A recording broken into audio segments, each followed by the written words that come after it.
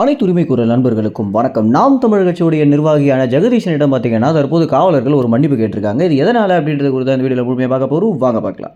பொதுவாகவே நாம் தமிழர் கட்சின்னு வந்துட்டாலே காவலர்கள் பார்த்தீங்கன்னா ரொம்ப அவதூறான முறையில் நடத்துறது ரொம்ப காலங்களாகவே நடந்துட்டு இருக்கு. உதாரணத்திற்கு ஈரோடு இடைத்தேர்தலில் கூட திமுகவுடைய குண்டர்கள் நாம் தமிழர் கட்சி மேலே தாக்குதல் நடத்திய போது இதற்கு எதிர் தாக்குதல் நடத்திய நாம் தமிழர் கட்சி நிர்வாகிகளை கைது பண்ண காவலர்கள் இப்போ வரைக்கும் பார்த்தீங்கன்னா தாக்கிய அந்த திமுக குண்டர்கள் மேல ஒரு வழக்கு கூட போடல அப்படின்றத நிதர்சனமான உண்மையாகவே இருக்கு. இப்படி திமுக ஆட்சியில் இருக்காங்க அப்படின்ற ஒரே காரணத்திற்காக காவலர்கள் பார்த்தீங்கன்னா திமுக எந்த ஒரு அநீதியான விஷயங்களை பண்ணாலும் அதுக்கு துணை போறதும் அல்லது கண்டுக்காம விடுறதும் தான் தமிழ்நாட்டில் அதிகமாக நடந்துட்டு வந்துட்டு இருக்கு.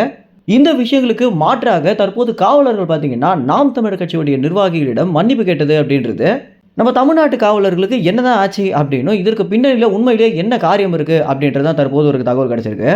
நாம் தமிழர் கட்சியுடைய ஒரு கொடியேற்ற நிகழ்வுக்கு பார்த்தீங்கன்னா சொல்லியதற்கு மேலே கூட்டம் கூட்டிட்டாங்க அப்படின்ற காரணத்தினால அந்த இடத்திற்கு விரைந்து வந்த காவலர்கள் அந்த பகுதியில் இருந்த நாம் தமிழர் கட்சியுடைய மூத்த நிர்வாகியான ஜெகதீஷனிடம் வாக்குவாதத்தில் ஈடுபட்டிருக்காங்க. அது மட்டும் இல்லாமல் ஜெகதீஷனிடம் பார்த்தீங்கன்னா சில அவதூறான வார்த்தைகளையும் பயன்படுத்தியிருக்காங்க அப்படின்றது தெரிய வருது.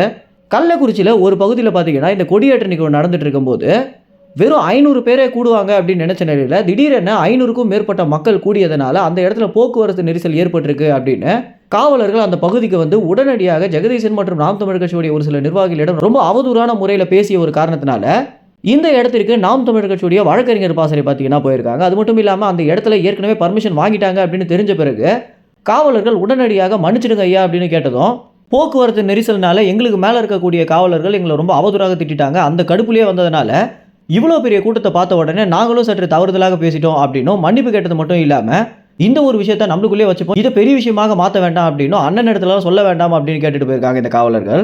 நாம் தமிழர் கட்சியுடைய நிர்வாகிகளுக்கு இந்த அளவுக்கு மரியாதை கிடைத்திருக்கிறதுக்கு முதல் முக்கிய காரணமே நீதியரசரான ஆனந்த் வெங்கடேஷ் அப்படின்னு சொல்லலாம்.